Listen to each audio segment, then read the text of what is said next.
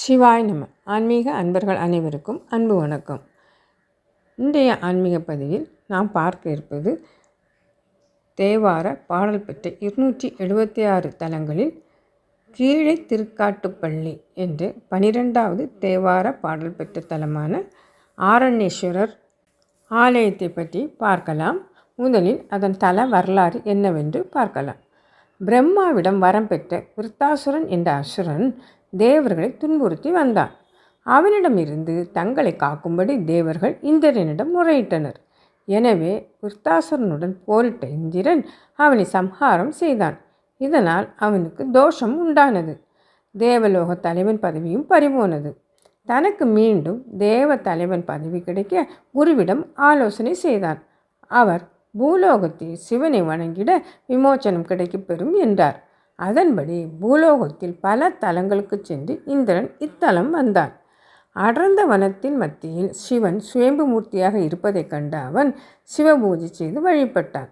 அவனுக்கு காட்சி தந்த சிவன் நியாயத்திற்காக செய்யும் செயல் எத்தகையதாக இருப்பினும் அதற்கு பாவ பலன் கிடையாது என்று சொல்லி அருள் செய்தார். இவரே இங்கு ஆரண்யேஸ்வரராக காட்சியளிக்கிறார்.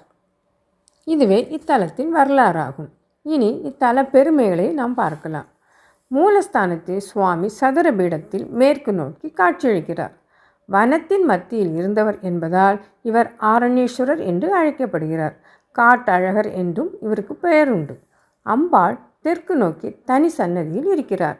இங்கு சுவாமியே பிரதானம் என்பதால் நவக்கிரக சன்னதி கிடையாது. சுவாமி கோஷ்டத்தில் உள்ள தட்சிணாமூர்த்தி 6 சீடர்களுடன் வீட்டிருக்கிறார். பொதுவாக ஜனகர், சனாதனர், சனந்தனர், சனத்குமாரர் ஆகிய 4 மட்டும் காட்சி தரும் தட்சிணாமூர்த்தி இங்கு 6 பேருடன் காட்சி தருவது விசேஷம். எனவே இவர் ராஜயோக தட்சிணாமூர்த்தி என்று அழைக்கப்படுகிறார். மேலும் உயர்ந்த பொறுப்பிலிருந்து பதவி இழந்தவர்கள், நியாயமாக செயல்பட்டும் பதவி உயர்வு கிடைக்காதவர்கள் ஆரண்யேஸ்வரருக்கும் தட்சிணாமூர்த்திக்கும் வஸ்திரம் அணிவித்து பூஜை செய்து வழிபடுகிறார்கள். இதனால் இழந்த பதவி கிடைக்கும் என்பது நம்பிக்கை. பைரவர், சூரியன், சனீஸ்வரர் ஆகியோர் பிரகாரத்தில் இருக்கின்றனர்.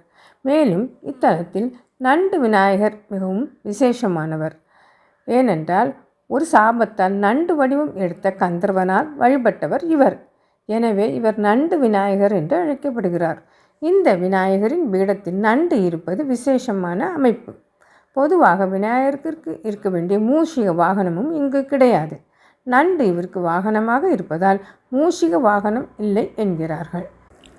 ஆரண்ய முனிவர் வழிபட்ட தலம் இது என்பதால் இங்குள்ள சுவாமி ஆரண்யேஸ்வரர் என்று அழைக்கப்படுகிறார்.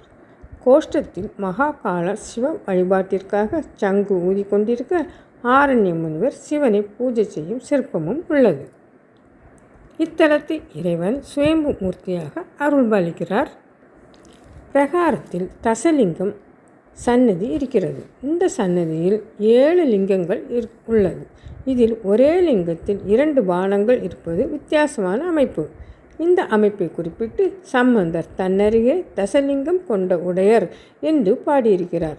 இத்தலத்தில் இருந்து 1 கிலோமீட்டர் தூரத்தில் நவக்கிரக தலங்களில் முதல் தலமான திருவெண்காடு இருக்கின்றது. இங்குள்ள பிரார்த்தனை என்னவென்றால், தெரியாமல் செய்த பாவம் நீங்கவும் இழந்த படை கிடைக்கவும் இங்கு வந்து சுவாமி அம்பாளுக்கு வஸ்திரம் அணிவித்து நேர்த்தி கடன் செலுத்துகிறார்கள். இங்குள்ள இறைவன் ஆரண்ய சுந்தரேஸ்வரர், இறைவி அகிலாண்ட நாயகி. இங்குள்ள தீர்த்தம் அமிர்த தீர்த்தம். கோவிலுள் நுழைந்ததும் இடப்பாகம் பிரம்மேசர், முனீசர் என்ற பெயரில் 2 சிவலிங்கங்கள் உள்ளன. அடுத்து சுப்பிரமணியர், பைரவர், சூரியன் சன்னதிகளும் உள்ளன. கருவறை சுவரில் வெளிப்புறத்தில் ஓரிடத்தில் மன்னன் ஒருவன் சிவலிங்கத்தை வழிபடுவது போன்ற சிற்பமும் உள்ளது.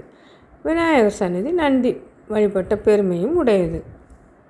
கீழே திருக்காட்டுப்பள்ளி என்று அழைக்கப்படும் இத்தலத்திற்கு திருவெண்காட்டிலிருந்து இளைய முதுகுளபுரம் செல்லும் சாலையில் 1.5 கிலோமீட்டர் தூரத்தில் இத்தலம் உள்ளது என்பதால் சீர்காழி தரங்கம்பாடி சாலையில் அல்லி விளாகம் என்னுமிடத்தில் திருவெண்காட்டிற்கு பிரியும் சாலையில் வந்து இளைய முதுகுளபுரம் தாண்டி கீழே திருக்காட்டுப்பள்ளியை நாம் அடையலாம். ஊரில் சாலையில் இருந்து சற்று தள்ளி வலதுபுறம் உட்புறமாக கோவில் உள்ளது. இத்தனை பெருமைமிக்க ஆரண்ய சுந்தரேஸ்வரரை கீழே திருக்காட்டுப்பள்ளியில் நாம் தரிசனம் செய்து அருள் பெறுவோமாக. இனி அடுத்த வாரம் மற்றொரு தேவார பாடல் பெற்ற திருத்தலத்தை நாம் தரிசனம் செய்யலாம். திருச்சிற்றம்பலம். செய்யருகே புனல் பாய ஓங்கி சிங்கையில் பாய சில மலத்தே செய்யருகே புனல் பாய ஓங்கி சிங்கையில் பாய சில மலர்த்தேன் கையருகே கனி வாழையின்று காணல் எல்லாம் கமழ் காட்டு பள்ளி பை அருகே அழல் வாயவை வாய் பாம்பனையான் பனை தோழி பாகம் மெய்யருகே உடையானை உள்கி விண்டவர் ஏறுவர் மேலுலகே மெய்யருகே உடையானை உள்கி விண்டவர் ஏறுவர் மேல் உலகே. திருச்சிற்றம்பலம்.